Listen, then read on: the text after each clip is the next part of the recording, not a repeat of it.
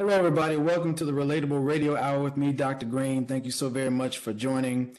Tonight, we are going to just dive right into another amazing conversation about leadership. And I've really wanted to have a balance of leaders that are in all different types of spectrums. And tonight, we're going to speak with a leader that is coming to us with that education K through 12 background. And we're going to talk to him a little bit more about his leadership style and just how he has evolved into the leader that he is.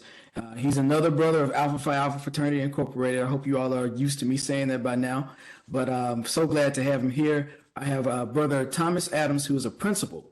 And thank you so very much for joining us, Thomas. How's everything going? Absolutely. It's going well. Thank you for having me. Oh, Glad to be no, here. no problem at all. I knew I had to get you on board because I've been just kind of observing you for a while in your space as an administrator in the educational space. So I knew that you would be a great person to have on. So I'm so glad that you're able to get here. Well, I would love for you just to just kind of share a little bit about your background and what's gotten you currently here. Just would love for you just to share that with us tonight. Awesome. Awesome. Well, again, thank you for having me. It's just a pleasure to be here. Just talking a little bit about myself. Graduated, I'm originally from Columbus, Mississippi. So I graduated from Columbus High School in '99, then went down to Millsaps College where I had an opportunity. Interesting story. Wanted to play basketball, so Mhm. had the opportunity to play basketball there for 4 years, starter. Graduated with a business degree. From there, didn't immediately go into public education, went into the private sector where I did recruiting for Millsaps College and did some other private sector work for about 6 years. Then I ended up going back home to Columbus, Mississippi, and worked in teaching and coaching for about 5 or 6 years there. And then I made the transition during that teaching coaching period. I made the transition in getting my administrative license. And then mid-year, about 2015, was called up to be an assistant principal at Columbus Middle School. Went from there, Columbus Middle School, about 3 years as an assistant principal, and went from there to Madison Middle here down in Madison County. Did Madison Middle for 3 years. Went from assistant principal to the principal at the alternative school, which is the Academic Options Center here in Madison County. Did that for a year. And then went from there to Shirley Simmons Middle School, which is another middle school in Madison County, one of four middle schools in Madison County, located in Camden, Mississippi. And did that now presently doing that for this is going into the end of my second year. So I've been in education for about 16 years, 7 of those years being in administration. Oh wow, that is amazing. That is an amazing tenure to be in for such a long period of time. Just really interested to kind of get the background of people and just things that have just kind of drawn them towards their particular career. What do you think, just kind of thinking back, what drew you to the space of public education? Gotcha. Well, there's a couple things. First off, it's I think pedigree. My mom and my dad both worked in the public sector. Excuse me. And so, what I found, my dad was a pediatrician, an Mhm. internal medicine doctor here in Columbus, Mississippi, where I'm originally from. He moved down from Washington, D.C., moved the family down in the mid 80s when I was young. So he was one of the first Black pediatrician and internal medicine doctors in that area. And then my mom also worked in education. She worked at Mississippi Valley State. She also worked at Mary Holmes College.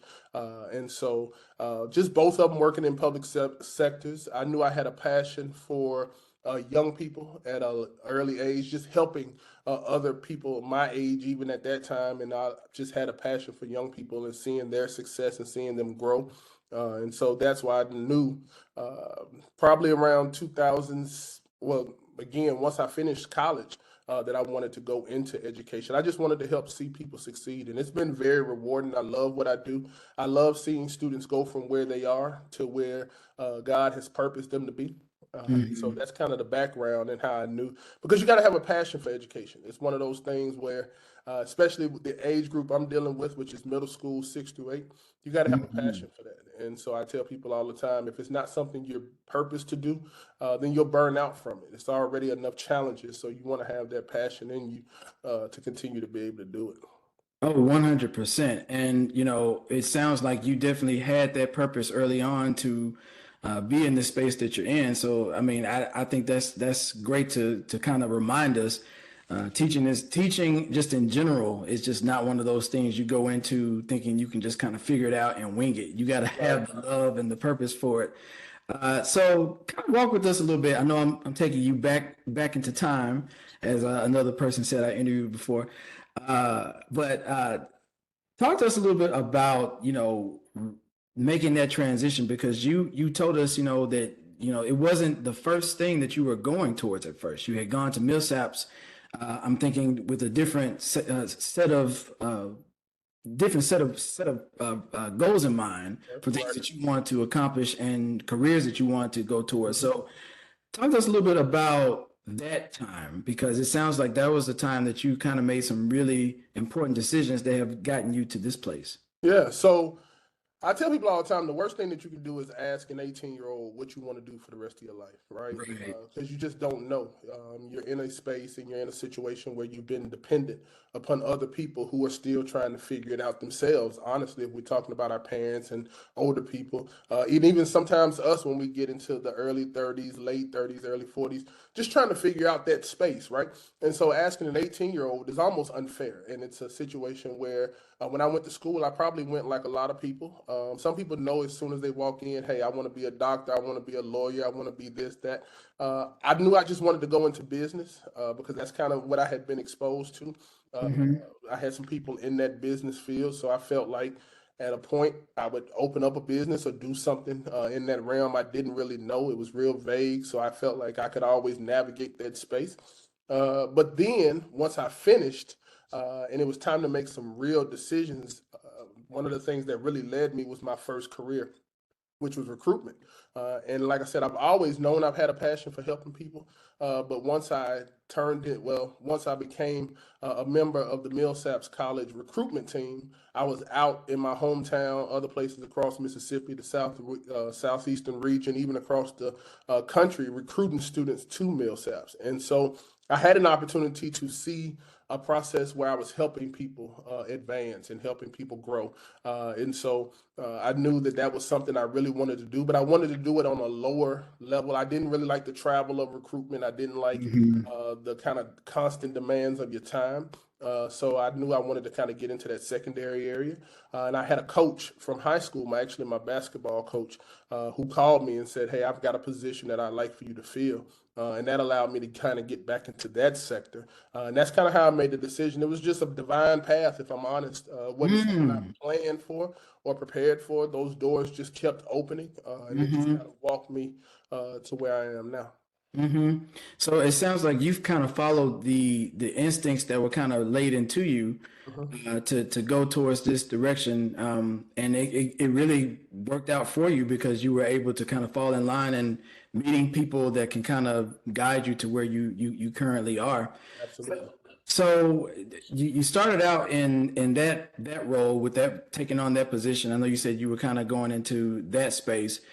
Were there any moments when you were in it when you were like, man, what did I get myself into? Or was it like, man, this is exactly what I needed. This is exactly what I was looking for. How did that kind of transpire? Yeah, that's a good question. I think it was both because you just don't know what you don't know.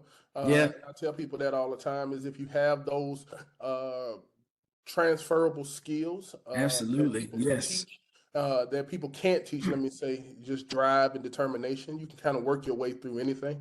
I had great leadership. I had great people around me who, fortunately, helped guide me when I did make some stumbles and some mistakes throughout my career. I did have some moments where I said, "Man, this is a lot." Again, it's a lot of travel when I was teaching and coaching. You were on the road Monday through Friday. I kind of questioned some days, man, is this more than really what I want to do? Is it more than what I'm, capable of handling? But then other doors started to open. And so Mm. I was able to find a way to find other things that I enjoyed. Again, the administrative piece came around year 7 or 8 of me being in education. So it was a welcome change at that point. So that's kind of where I fell and found my way to figuring out going into that next step of my education career. hmm And I mean, I'm going to state the obvious, but I mean, this is something that we tend to have to deal with. I know that you'll relate to this, but being a black man in education of any kind, mine Yeah, was more yeah, so in higher education, yours in public education. I'm sure there were a lot of eyes on you, not just from, faculty, staff, administrators, all that stuff, but also from the children that you were, being in touch with. That can be very just kind of mind blowing, just the things that you are kind of exposed to. Talk to us a little bit about, and I guess more so just in when you were in the teaching world, like when you were a teacher, what types of observations did you have with like the children that looked at you in a certain way, like the ones that were very happy to see you or maybe saw you as like a role model or just always was excited to see you. I bring this up because I had a guest on a few weeks ago and he talked about just being in that space and always feeling as though he was an advocate for the kids there because there were a lot of young black men who looked up to him and just kind of really valued his presence being in that space. yeah. I think that's a good point.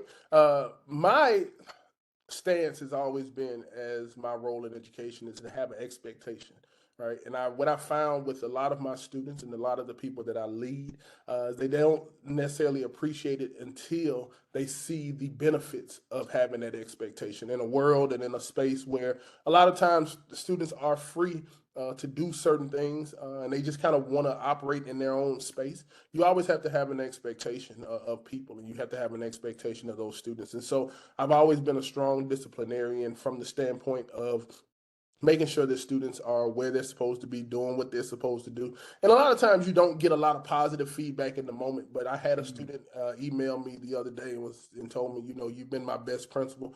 And this is a student that honestly, if I was honest, I wouldn't feel like, she had that type of relationship. I do try to build relationships, but not at the expense of having students grow and learn and be able to be in a space where they're being held accountable. And I think that's where I had a lot of my growth in, excuse me, in my career. I tell people when I'm speaking that I've learned a lot more from my failures than I have from my successes. And so I Mhm. want to make sure that students, although I don't want them to fail, I always want them to make sure and know that somebody's there to help them, but also just hold them to a standard that's higher than just getting by. I look at their progress reports. I look at their report cards. I talk to them as much as I can about achieving and succeeding at a high level and not just doing enough to get by. And that doesn't always get a positive response, if you Of will, course. because you're also pushing people to grow, and especially a group that wants instant gratification, a group that wants things like they want it when they want it. And so I've had a lot of students who have emailed me via Facebook, or they've emailed me online, and now that they've gotten grown, and said, "I appreciate you." Some have called me for references and wanted me to, do certain things for them. And so I have no problems with those things because I understand that in the moment, it may not be necessarily what they're looking for, but I know just like myself, because I wasn't looking for it, but it's something that I Mhm. need. And the relationships, especially with my mentors that I value now, hinge on the fact that I may or may not have liked them in the moment because Right. they were constantly putting that pressure on me to achieve at a high level. And so I want the same for my students right now. Yeah, that's great that you have that mindset to expect those expectations of your students in all areas. I think that's really great. Um, so you said that you had been in the you've been in the administrative role for about 7 years now. Um, when you were first kind of given that first position as an administrator coming from your previous role, what were some of the things that you had to grab like fast? Because I know working in that space, you have to learn and kind of go, but like what types of experiences and things that you just learned from that kind of helped you to kind of craft your own leadership? Yeah, I think the biggest thing was letting and learning how to lead people, right? And leading adults versus students. One of the things that I realized early in leadership and early in my principal role, especially as an assistant principal, I was over roughly about 20 teachers. And so the first thing I did was I wanted to go in and just kind of assert my authority. I'm the principal now, I'm over this hallway, this is how these things are going to be done. But that's just not leadership, right? Leadership is serving the people, giving people spaces to be themselves, to thrive at their highest level where they are. And so, what I had to learn was individual personalities. I had to learn likes and dislikes to be able to acquiesce on certain things that, sometimes people feel like are non negotiables because you want to get the best out of people. And what I've realized in my 7 years is that everyone doesn't respond to everything the same, right? And so leadership is just not a blanket approach. You can't walk in and just say, this is how things are going to be done. Yes, I do have non-negotiables even now, but they're things that I make sure that I talk to my staff individually about because I don't want to take a whole approach to how I move and how I lead the hallway and lead the school that I'm at because I know that some people don't mind being corrected in front of a group. They don't mind being told certain things in front of a group. While others, I have to bring them off to the side. Some of them I have to use softer tones with. And so the biggest thing I had to pull immediately was to learn that if I was going to get the best out of the people I was leading, I was going to have to be invested in the people I was leading. And so that's where another part of this is making sure that I know what my staff is going through. I know what they have going on that may make them not get to work at certain times of the day or have a certain attitude when they walk into the building. All those types of things play a role in getting the best out of the students. And so that's probably the biggest thing that I had to learn in leadership was learning how to manage people. Sometimes we look at it as I'm going to go in because I'm the lead and I'm the head. I'm going to do it a certain way. And yes, there's value in having that role in that position. But I do believe if you're going to get the best out of people, you have to have relationships with people. Relationships are so important. Yeah. And like you said, when you know people, you can relate to them on a different level that, brings out the best for not just them, but also the students. And that's very important working in your atmosphere. So that's a really great thing to bring out is just to kind of talk about that being something that you learned and you grew from.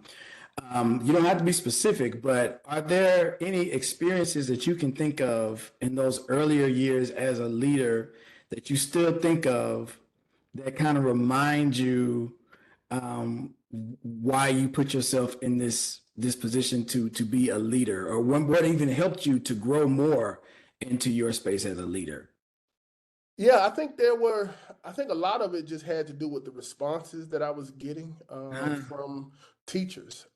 And so these were people I moved up in the same building I was working in. And so there was a lot of contention, if you will, early on, just because you go from being a peer to Yeah. people to being in a leadership space. And I'm not going to say that they were angry, but it was just a kind of a give and take. As far as power was concerned, it was, you were just one of the teachers in the building, and now you want to tell us what to do. And so that's where I really, really learned that in order to thrive, and in order for us to get the best out of this situation, I'm going to have to be better in how I approach people. So I had some teachers who were nice enough, I'll be honest, to come to me and say, okay, Mr. Adams, this is kind of how we need to approach things. This is how I need to be treated in order for in order for you to get the best from me. I've had teachers cry. I've had teachers laugh. I've had all those different experiences. And I've had teachers shut down, if I'm being honest, just because my leadership style. And so I have to be self-reflective. I have to make sure that the things I'm doing are best practices. I have to make sure that I approach people in a way that I would want to be approached. But to answer the question, a there's a few different things. If I just not to go into too much detail, Of but course. Yeah. yeah, Now, not don't. to go into too much detail, but yeah, I've had a teacher who and was very frustrated with me, and let's just keep it keep it there. I mean, because of, and it was rightfully so. There was just an unfortunate interaction. I felt like she should have been doing things one way. She felt like she should be doing things another way, and so the tone that was used, she felt was a little too aggressive, and so she fed back with more aggression, and so that helped me realize that everybody can't be approached the same, because that same tone and that same approach got a different reaction from another teacher. And she was like, okay, I get it. But this teacher didn't necessarily take that approach. And so I realized, in order to get where I needed, in order for our students to get what they needed, I had to be a better leader, in a sense of getting to know the people I was working with. Which kind of goes hand in hand with what you spoke on earlier. So that's really something that you've been holding very, very dear to, because it has really helped you kind of formulate yourself in your role as a leader. And I understand that for sure.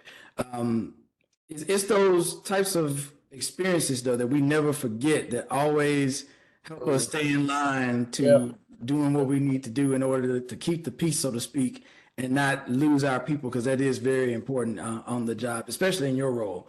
Yeah. You mentioned something earlier, and I wanted to kind of circle back to it.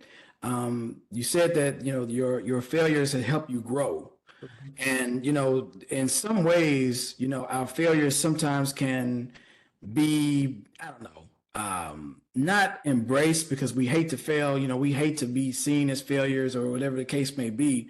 But without going into detail again, how do you attack your failures? Because we all have them. We all generally deal with them. But how do you deal with them, and how have you been able to successfully rebound from them? Yeah, I've been fortunate once again to have great people around me, the people who have held me to a higher standard. I'll share this with you. One of the things that actually got me into this position, it was 2015. I was in an alternate route program to be an administrator. And unfortunately, once the program was over, I was going to apply for my license, and this was going to allow me to have the certification I needed to be a full-time assistant principal. I was in the last year of the program, and they called me, emailed me, and say, well, I kept calling down the MDE. They called me and emailed me and said, well, you still have one piece that you need to complete. So I told them, I said, well, the program says that these are the qualifications. I've met these. I've gone through the program. I've done all these things.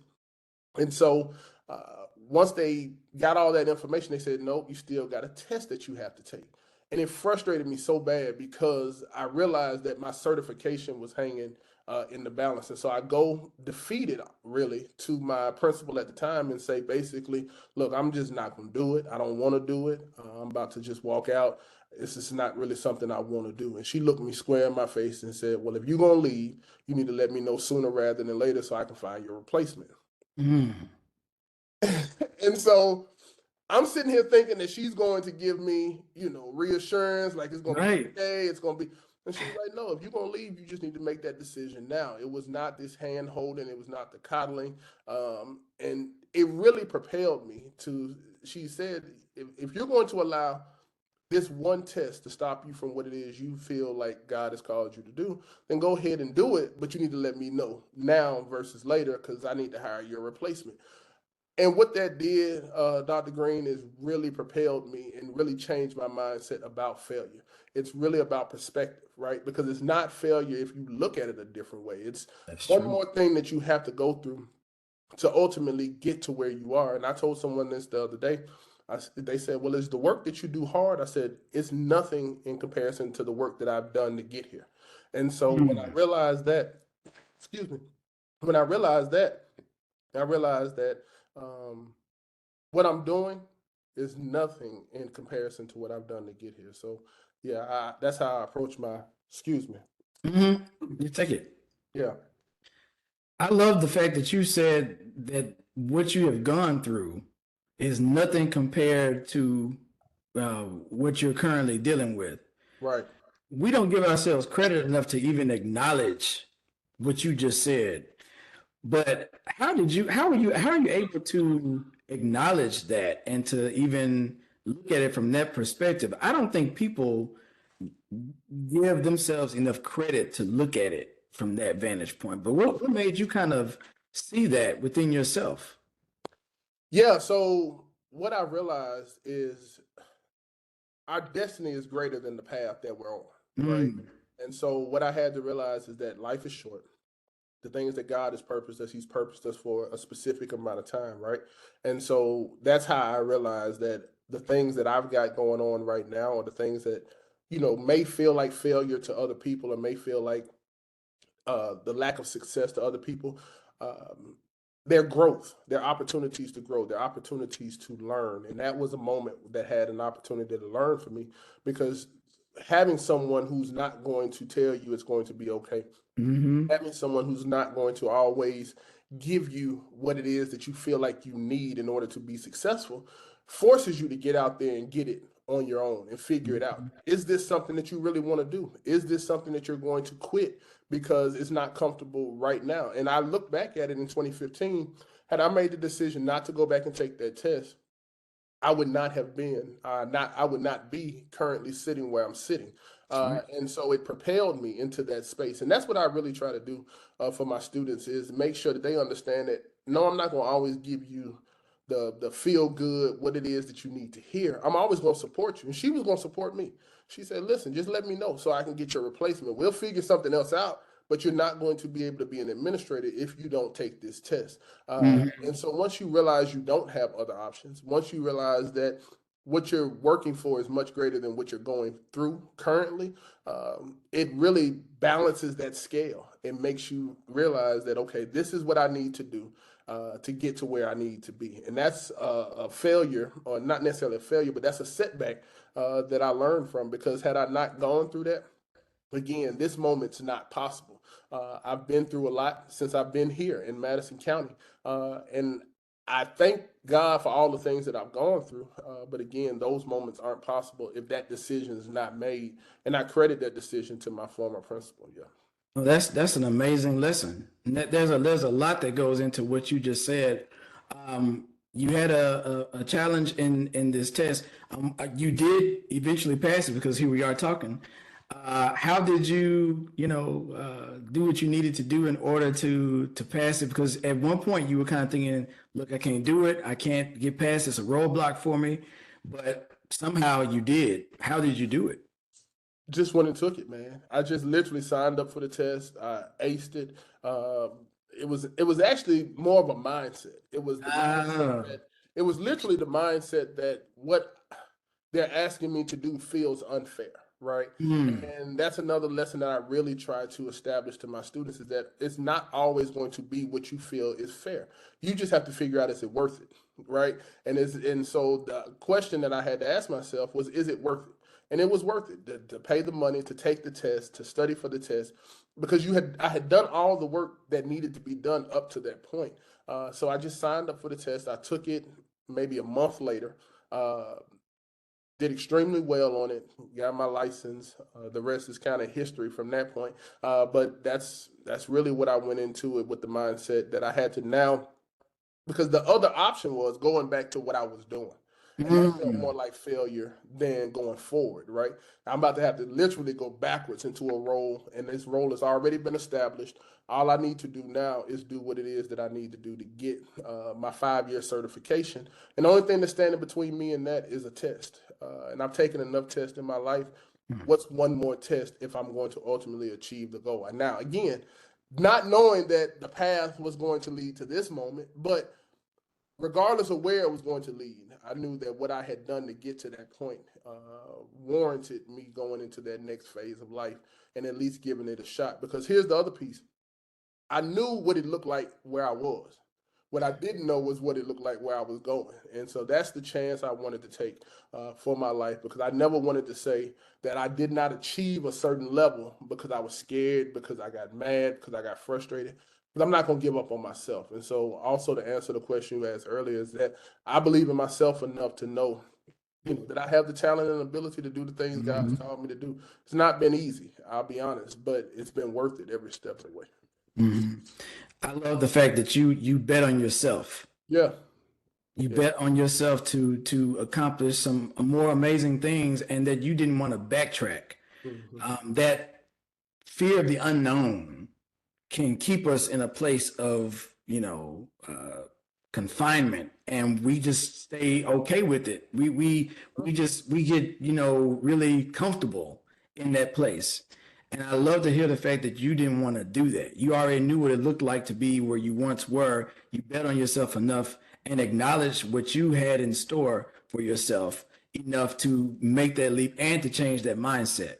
Because you're telling your kids a lot of great stuff, because there's a lot of times we don't feel like doing a lot of stuff. Yeah, yeah. But we gotta realize, hey, is it gonna be worth it to do what we need to do in order to get to where we want to get? Absolutely, absolutely, and I think that's really important for this generation especially, and that's something I really try to instill in my kids is that what you're working for now is not about right now. It's about 5 years from now. It's about 10 years from now.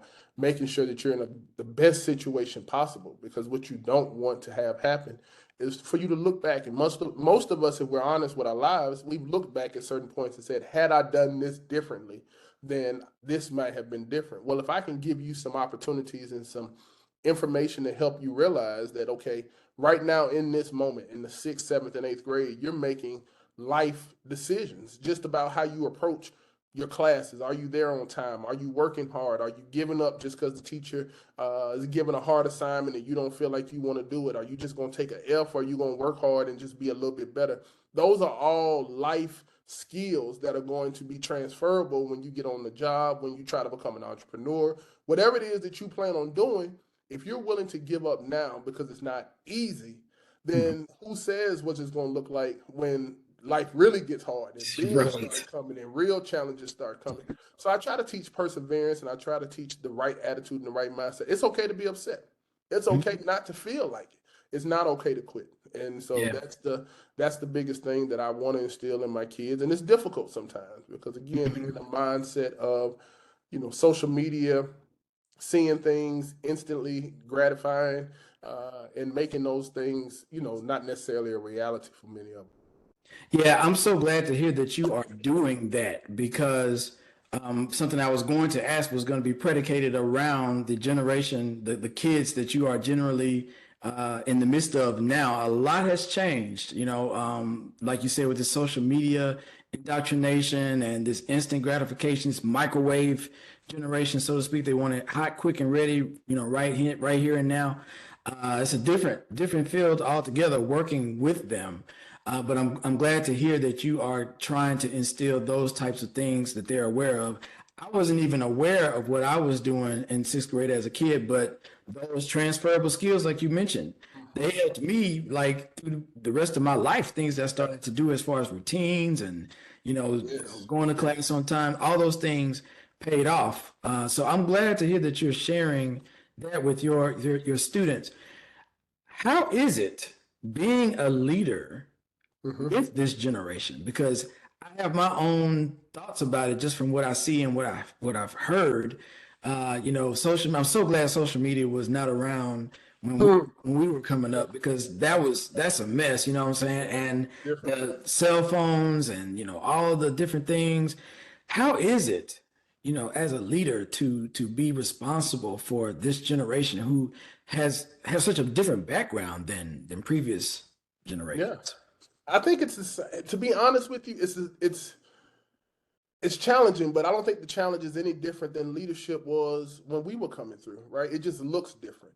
And so I have to remind people, and I have to remind myself, to be honest, that what a student is right now is not what they're going to be. They're Of being kids. course. They're Of being course. kids Yes. in today's society. It's Yeah. no different than when we were kids. I tried everything I could to go against whatever rules were established, wearing my pants backwards to school like Dick Frost, like playing, doing stuff that, Yeah. not necessarily was, terrible, but there were things that I was doing that obviously my parents weren't going to agree with, and people that had raised me and mentored me weren't telling me to do.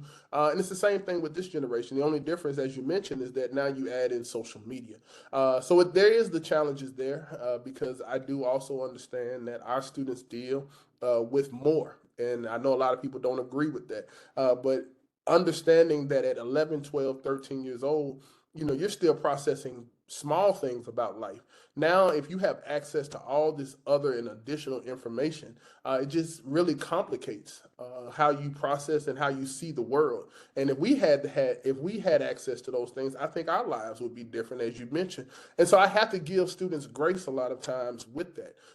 What I also realize is that social emotional learning and social emotional health is huge. And so I try Mhm. to be easier and still have those same expectations for my students. No, it's not always easy to do, but I try to give them grace in a lot of situations because I understand that mentally, socially, and emotionally, they're dealing with a lot. When you have access to something 24 hours a day, 7 days a week, it's different than when you can cut it off. When we were younger, once you left school, a lot of those issues that you might have faced at school were left at school. And so you have a cool down period.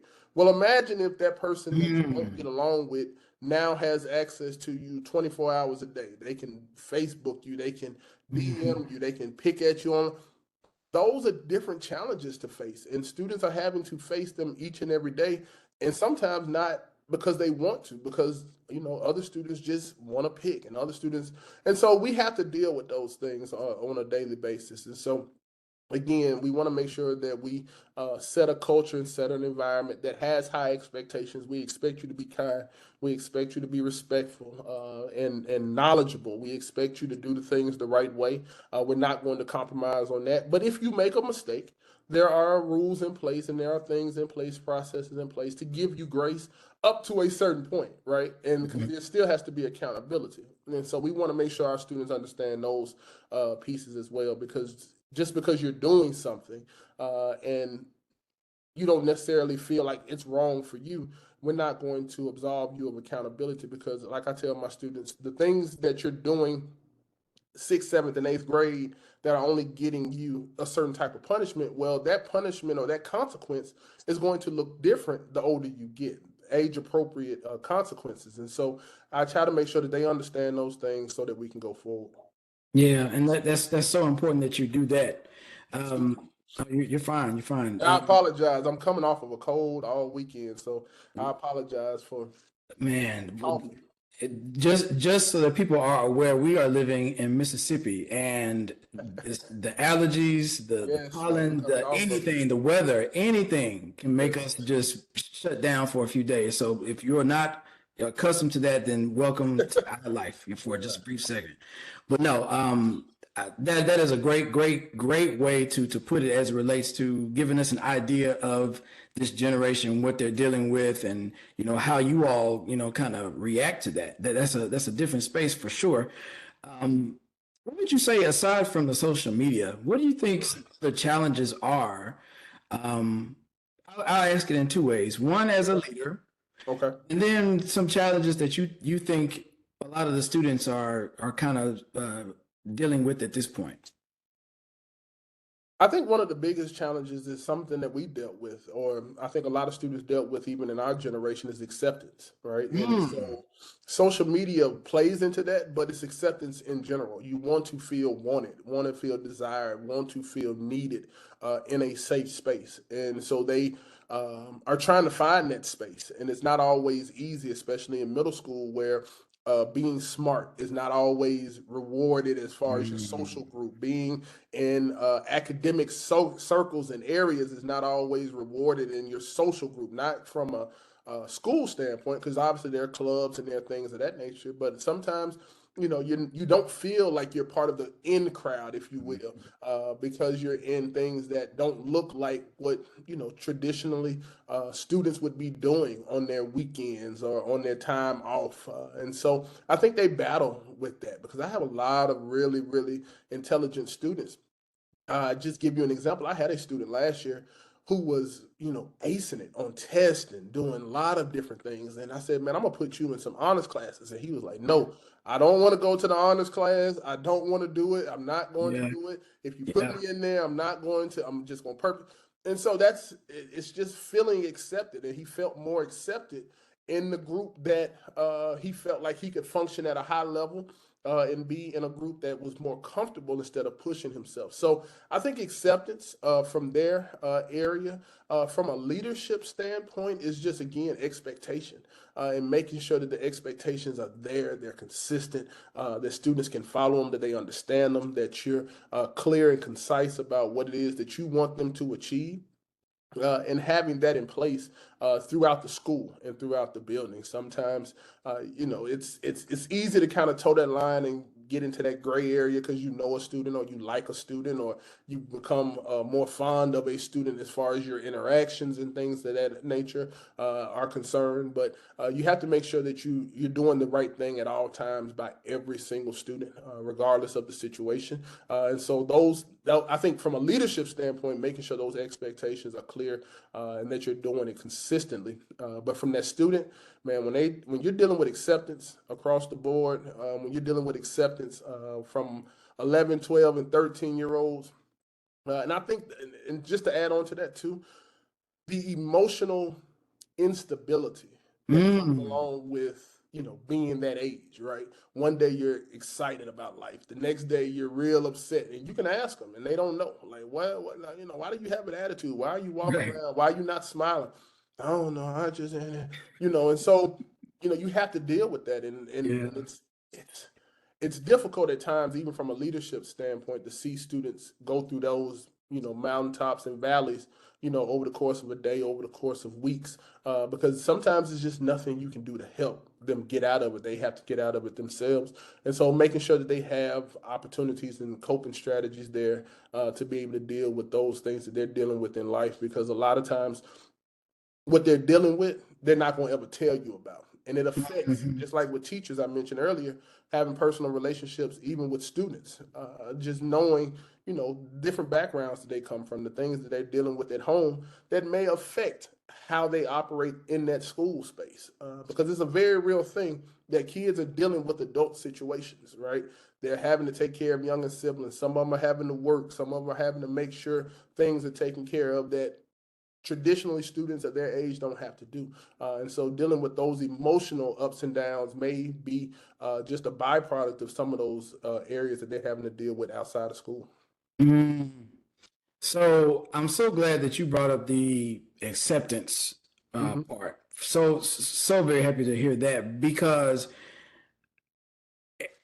that is definitely something that has Hmm. been prevalent, even of course before we were in school. Just Yeah, being accepted, being in the in crowd, or being popular, and unfortunately, uh, to be a smart young black man, yeah, yeah. it's like a curse because for whatever reason, and maybe you can kind of speak to this differently than the way I see it, but for whatever reason, it's deemed as being uncool Hmm. if you are smart and a black man, because smart young black man, because we aren't supposed to be, or we aren't supposed to be like the smartest kid in class for whatever reason.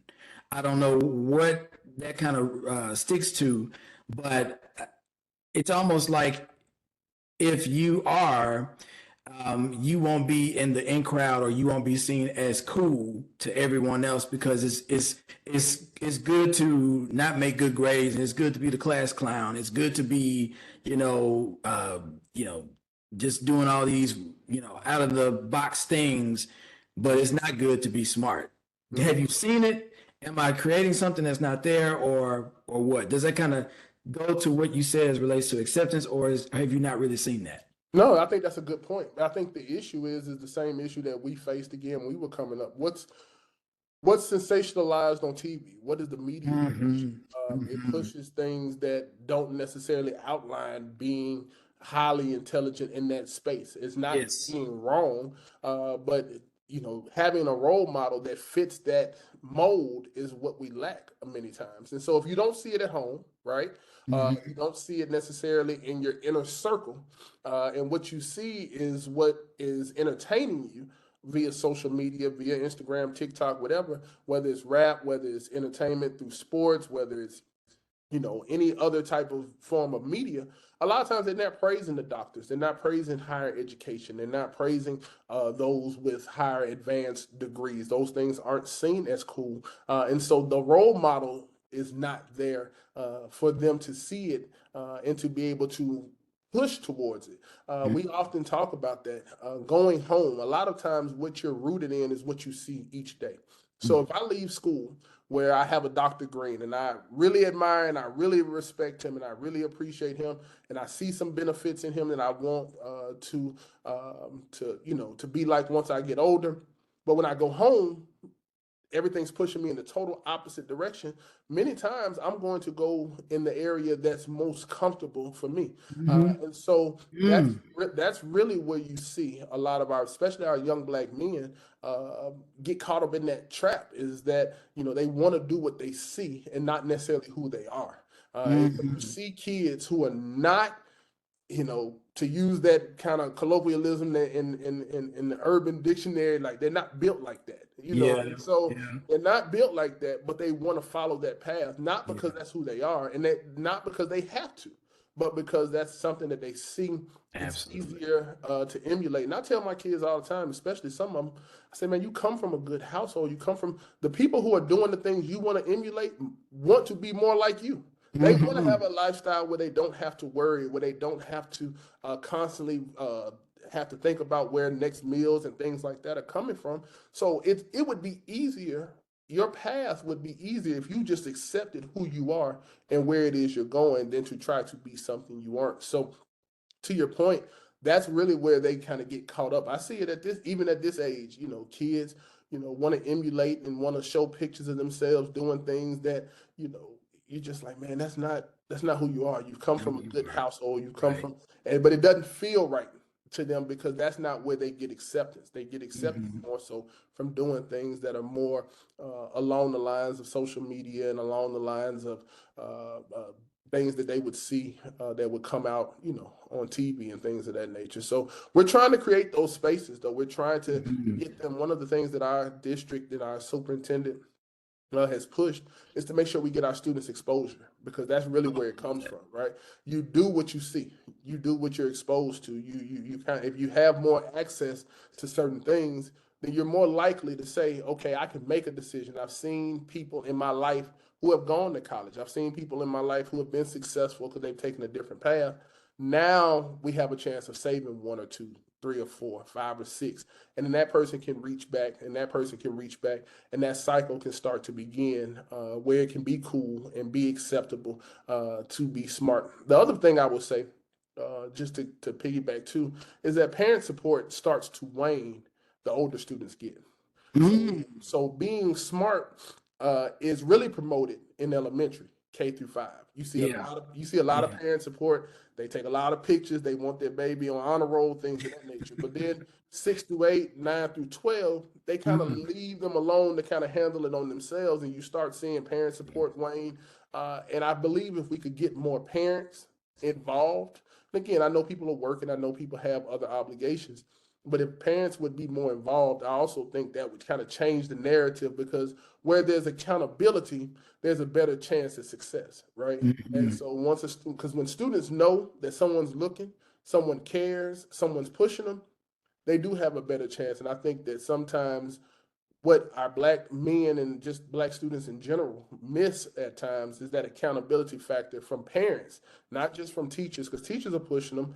People in the community may be pushing them, but just seeing it at home, seeing people show up to the sporting events, seeing people show up to their academic events, seeing people show up at school. Those are the things that if parents would do more of, I think we also see it being cooler and more acceptable to be in those spaces.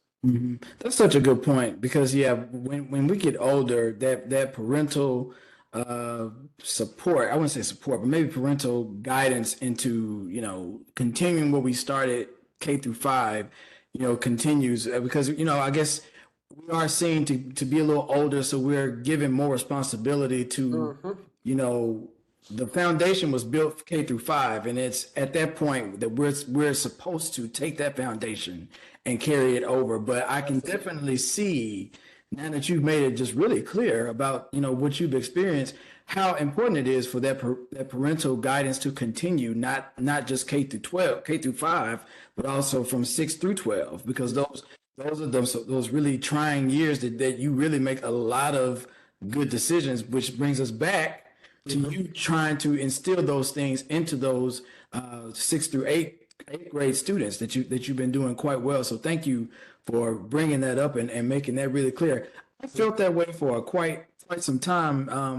And I laughed when you mentioned about, urging someone to go into honors classes because I was also privy to knowing people who responded that way to honors classes. They were smart in their little circle, but Mhm. they never wanted to go into the honors or AP classes because, they didn't feel comfortable being challenged or being in that space. And it's interestingly enough, in talking to them later in life, they kind of regretted not maybe doing that because Mhm. they felt like they didn't really challenge themselves or push themselves. So Yeah. I do hope in those spaces you're able to connect with some of them and to make them kind of see, hey, you're very smart. You're very good at this particular subject. I think you would do well in an honors class. Yeah. And they Yeah. actually, take you up to it. Does that happen often that they actually make that change when they want to go from maybe taking regular classes to going to something Yeah. a bit more And accelerated? yeah, so I've had one student, I actually had a young lady this year. I told her, I said, you're way too smart to be Mm. just going to school, not, doing things that will really push you. She joined one of the groups that we have at the school called Technology Student Association, where she was able to go and present at a statewide conference. And it's something that she did reluctantly, but she really, really, as she went to district and then went on to state, she really saw value in the academic piece and doing some things that were challenging her more mentally. And I think that the more I can get students to take me up on it, now it doesn't happen all the time. I'll just be honest because, again, the peer pressure that's involved is a lot stronger than sometimes what I'm going to tell them or even what their parents are going to tell them. Right. But what we also find is that if we can just get a few and change that trajectory, then hopefully they can reach their peers and then, change the trajectory of some of their lives as well. Absolutely. And I'm just glad that you are able to have those conversations and to allow for them to see that there is opportunity and some ways to accelerate even learning and challenging themselves. Sounds like a really beneficial part of this role. So I want to ask in an extended way, Mhm. what are some of the benefits to being a principal and especially being in your position right now at your current school? Some of the benefits, I think, seeing, and I know this is going to sound cliche, but it's seeing the growth of not just the students, but the teachers over the course of a school year, over the course of a few years. I tell my teachers all the time, I'm here to make sure that you're able to advance to another level, right? And that's not just for my kids, but that's for them also as well. I want great people around me, and I realize that you're not going to be able to keep greatness for a long time. And so, what we really push is for people to get professionally developed and so that they can move on and do something else in their careers.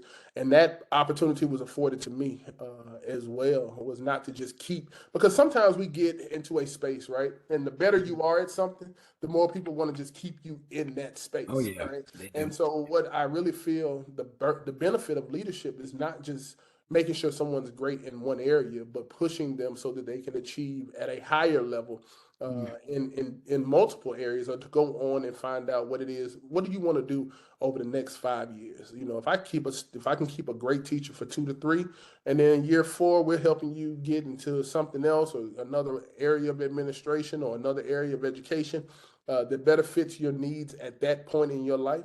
That's great for me, and I love to see that piece. But also just seeing where students are now as a result Mhm. of the different things that, and especially students. I've had a couple students, especially from my time in Columbus, because that was over 7 years ago. So a lot of these students have now graduated, gone through college to a degree. I talked to a parent the other day, and she said, "You won't believe what these two students. They were brother and sister, and the young man. We always had it, just had our challenges with, with behavior and just."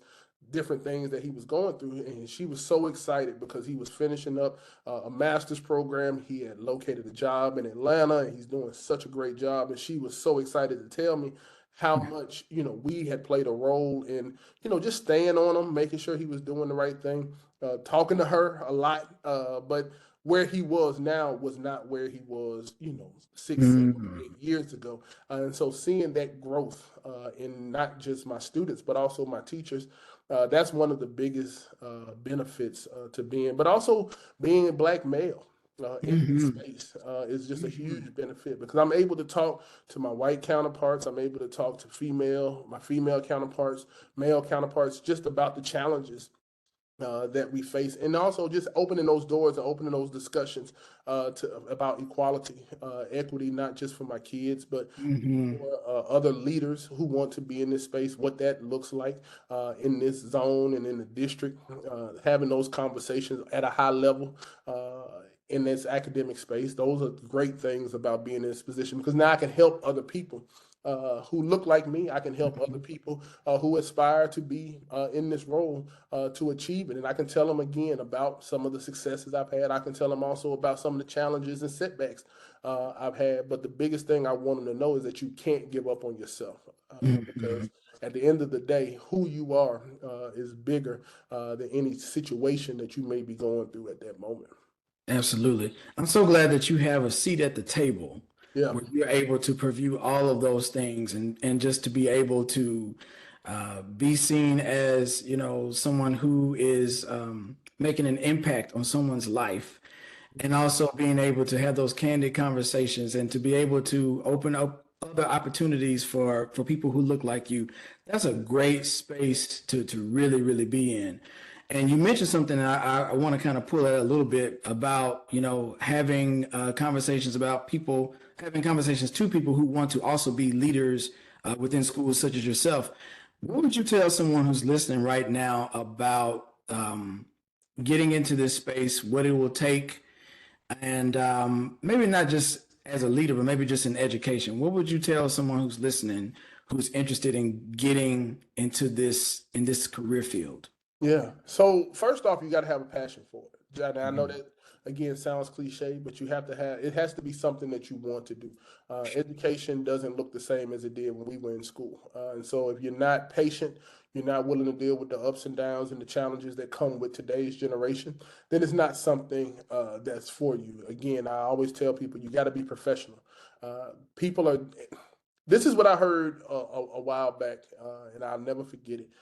Regardless of how we look at a student, parents are sending you the best that they have, right? Mm, They're sending you the very best that they have, and so we have to look at that every single day, regardless of what challenges that student may present, how you feel about things right. personally. Parents are sending you the best that they have, and we have to treat it as such, right? And so I would tell people that if you're not willing to take that approach, then this may not be the career for you. Yes, the vacation time, you get the summers off, you get all those. So those parts are really, really great. But when you're in the school year, teachers will tell you, man, it's a grind. It's a daily, daily grind because you're trying to push knowledge and education on students who have so many other things pulling at them. And so you have to be able to have a passion for it. But I would tell someone if they're looking to go into leadership, just to start small, be able to lead where you are, right? Mhm. Be able to lead your classroom, be able to lead your team, be able to lead whatever it is that you're doing right now. Don't wait also to go and get your degree or your certification to allow you to go into leadership. I tell people all the time, the biggest thing, sometimes the only thing, and one of the things that held me back early on, I had a couple of offers to be an assistant principal even prior to me getting the job in Columbus, but I didn't have the certification needed to do it. And so I would tell people even if it's something that you're minutely thinking about, to go ahead and get that certification to make sure that if that call comes, you're ready to make that to answer that call and be able to go. The other thing I would tell someone is that if you're looking at leadership, be able to travel, be flexible. A lot of times people want to lead in the same areas that they currently live, and I understand that life, sometimes with kids and other obligations, require you to do so. But a lot of times, jobs that are opening aren't necessarily opening close to you. You may have to leave and drive. Currently my commute is about 40, 45 minutes a day. Some people do over an hour. You have to be willing to do those things if it's something that you want to do. Be comfortable being uncomfortable, in a sense, as that relates to. But and then always be in a posture to learn. We never stop. Mhm. You never stop learning. You never stop growing in what it is that you know. And then be okay with being wrong sometimes. Right? Mhm. If you want to be in leadership, you're not going to always be right, and you always have to realize that what worked last year may not work this year. And I have an open door policy, and I've had teachers come and say, Mr. Adams, it's just not working. This is just not where we can go with this situation. This is just not getting the best result that we thought it would get. And you have to be okay with that. You can't be so staunch in your thought process that you're not willing to be fluid in certain areas and fluid in certain pieces in certain ways. And so those are things that I've learned. If you want to be in leadership and be, especially in today's climate with education, if you want to be successful, those are areas that I really would say, just really learn how to lead where you are. Be able to be Mhm. okay with being wrong sometimes. Also, just making sure that you have a great team around you, making sure that when you do get into that space, you're not going to always be the smartest person in the room. And to pretend like you are, is just at a detriment to yourself, right? Yeah, And so I take the approach that I want the smartest people around me. that's right. And then Yeah. I know that I can lead those people because those people are naturally motivated to do their jobs at a high level. And I can do what I do great. And as a team, we can get this place on, we can get the bus on the right direction. But those are the things I would tell someone. And then the last thing, let me say this, as a black male and just as any person going into leadership, networking, connections. Mhm. Never omit an opportunity to make a connection with someone, especially in a professional space, because you just never know who may be the person who can link you to someone or may have an opportunity for you down the road. I think professional connections are huge in every realm of professions, but definitely in education, just because of how those things kind of play out. When people know you and they know of your work, they're a lot more likely to hire you to come in and do, especially leadership. And I know I keep going, but this is the other piece. Be careful of your social media presence. Uh, Uh, be careful of your social media presence. Make sure that, and again, I'm not telling people how to run their social media, but I will say that if you're planning on being in certain spaces, you have to understand that how you are perceived, whether fair or unfair, plays a large role in how people will approach you and offer you certain spots. If they see certain things online that doesn't necessarily gel with their vision, even if it may not be true, then it's something that may prohibit you from getting into certain doors and certain spaces. And so I would say be careful of those types of things. Always present yourself in a manner that would make sense if that's the position that you want. oh yeah, those are some great rules of thumb that you've shared. So I appreciate you just kind of sharing that. One last question for you. Yeah, What is one word that affirms who you are? confident, Mm. confident, confident. Let me give you two. I'm sorry. I know this is breaking the rules. Let me Sure, go ahead, go Yeah, ahead. let me give you two. I know this is All right. breaking the rules. I'm gonna give. So this is good. It's fine. Let It's me fine. let me let me backtrack. Before confident, believer. Okay. I want to start there because I do believe that where I am is divinely ordained. Like it was nothing. I'm just gonna be honest. I know it again sounds cliche and sounds like religious rhetoric, but there's nothing that I've done out of anything that other people have done to be in this position. But I'm so grateful and thankful. And I believe God ordered these steps to be here. But I'm confident in this space that, if anybody can do it, I can, right? And it's Mhm. not cockiness, it's not arrogance, but it's a confidence that if God has put me in this space, then He's trusted me enough to do it. And so I would say for anyone that's looking to go into leadership, be confident in your abilities as well, because if you're in that space, it's for a reason, right? Mhm. And you need to be confident enough to be able to operate in it. Yeah, I'm grateful that you were able to kind of give us a glimpse of why you spoke to the confidence that you have, because being obedient to God and just kind of following that purpose and the divine uh, uh, uh, coincidences, not really coincidence, but those divine interactions that you've had. have 100% propelled you to where you are. So I'm really grateful that you shared that piece, because that is very important too. You never want to discount God's presence in our lives. So I'm so thankful that you shared that piece. Yeah. Brother Thomas Adams, thank you so very Man, much thank you. Thank you. for being on tonight's show. Seriously, this was great, and I'm sure that everybody can take away some nuggets of information, which is always my hope.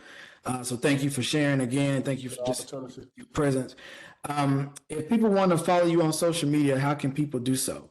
You can go to my Facebook. Facebook is really the space. It's Thomas F. Adams Jr. It's on Facebook.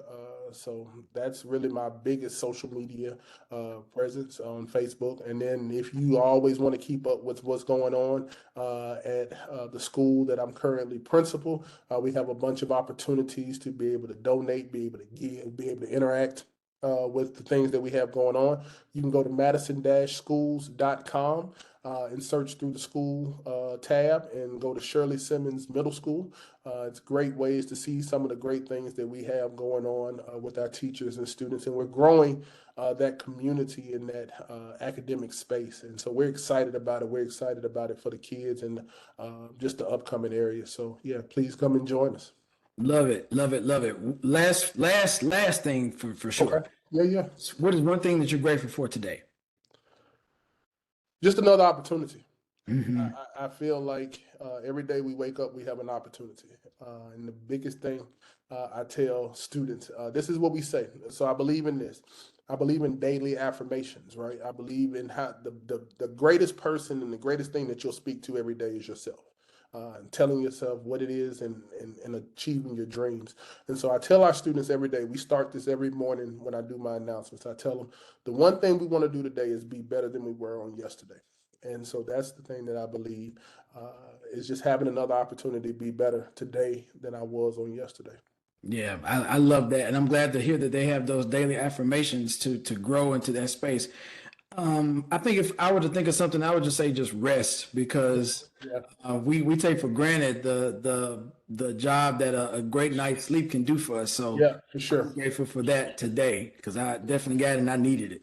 But thank you again, Thank you. Brother Adams, for being on the Tonight Show. I hope that you all will join us again next week as we dive into another great topic, another guest.